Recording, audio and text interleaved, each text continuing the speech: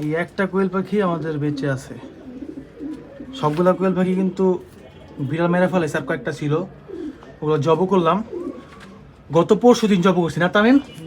হ্যাঁ, আজকে নাকি একটু আগে উঠতে গেছিল, তারপর সিঁড়ির কাছে নাকি এটা পাইছে, মানে 2 দিন পরে কোয়েল পাখিটা সিঁড়ির কাছে পাইছে।